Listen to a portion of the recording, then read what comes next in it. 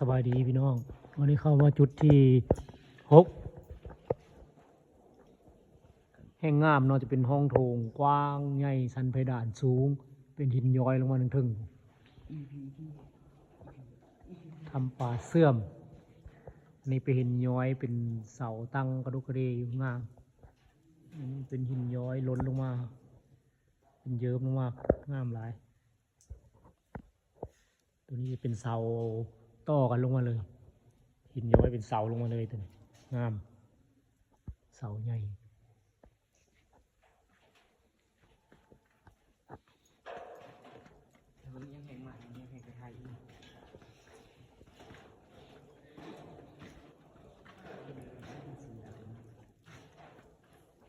ห้องนี้กว้างห้องโถงหินย้อยงามหลาย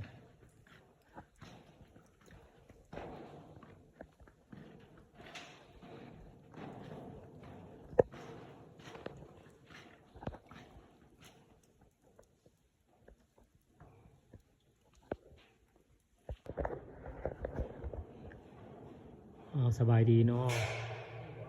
อันนี้เข้ามาใกล้ที่สุดแล้วเป็นจุดใน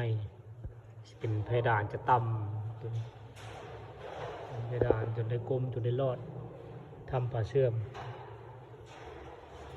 เอามาจุดที่7เลิกเข้ามาเลยเนาะเพดานต่ำเลยชั้นหินเป็นเพียงงามนี่ก็ยังเป็นได้น้ำอยู่เนาะได้กลมเอายันหัวแตก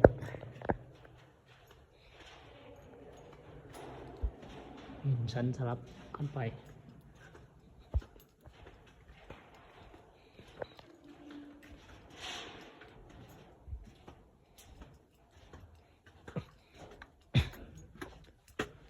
อันนี้จะเป็นบันไดขึ้นมาสันถึงเป็นบน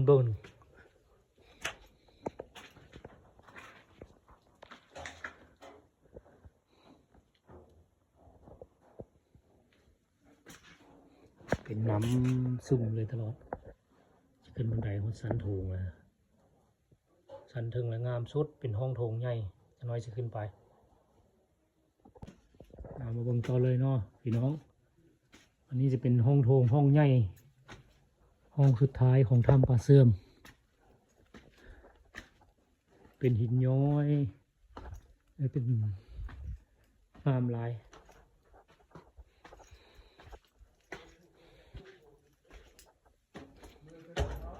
หินย้อยเป็นการเข็มเนาะเป็นริ้วทั้งหลุมทั้งทึงย้อยสลับกันเลยงามหลายกันเข็มเนาะหินย้อยสลับกัน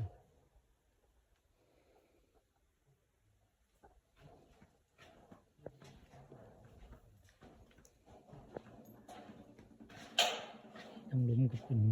งอกขึ้นมาทั้งเทือกก็ย้อยลงไปงามหลาย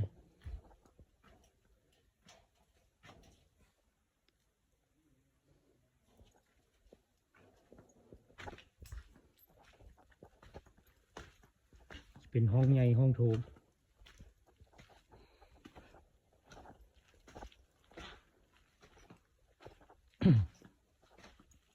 หายางเบิ่งเนาะ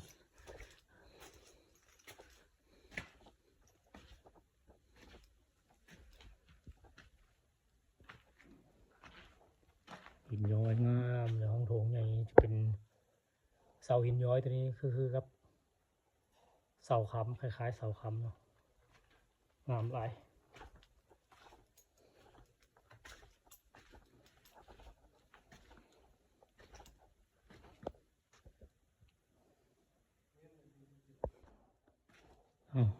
สบายดีเนาะ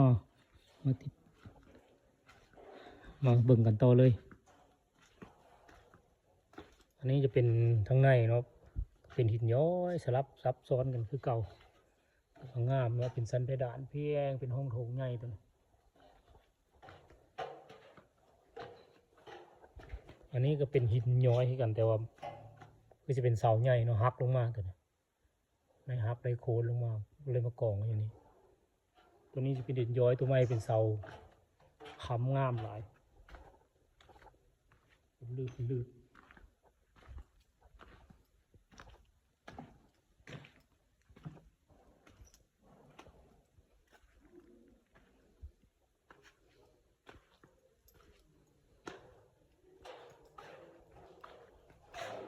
เสาเสาค้ำหงโถงตัวกลางเนาะสีขาวงามเป็นเลื่อมเลย สีขาวงามเสาค้ำเลื่อมยิบสีขาว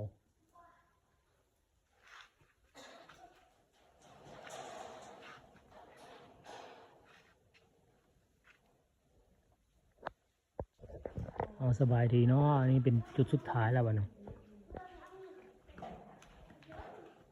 ของทำปลาเสื่อมสุดท้ายเขาไปไหนแล้วเขาห่อดเนาะนี่แต่ยังกล้องให้เบิ่งนี่ละ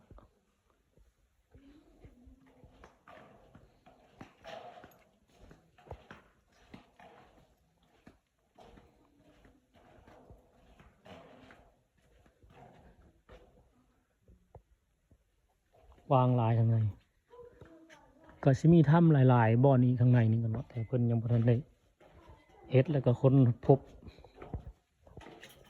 นี่เห็นเพิ่นเว้ายังมีหลาย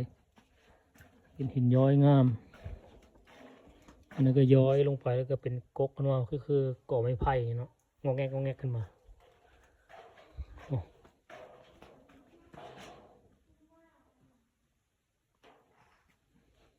อันนี้เป็นลานหินย้อยลานหินงอกตัวนี้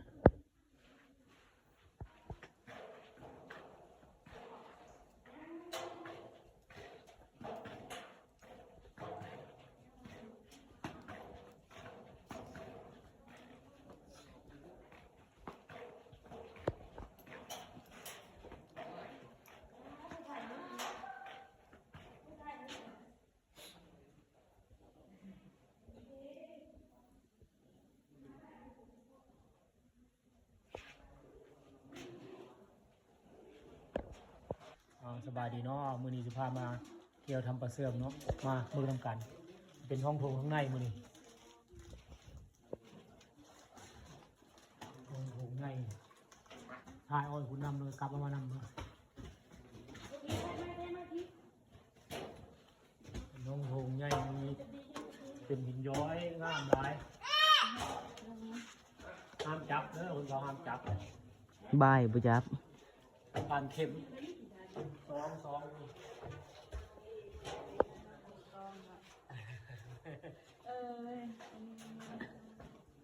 เป็น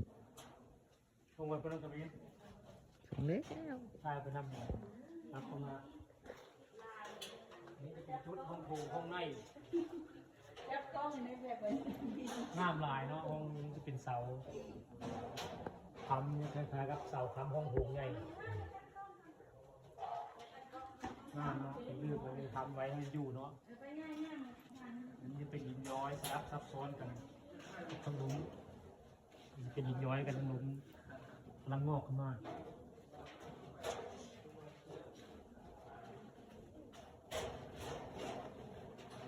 งามหลายห้องข้างในกว้างเนาะทางเบิ้ง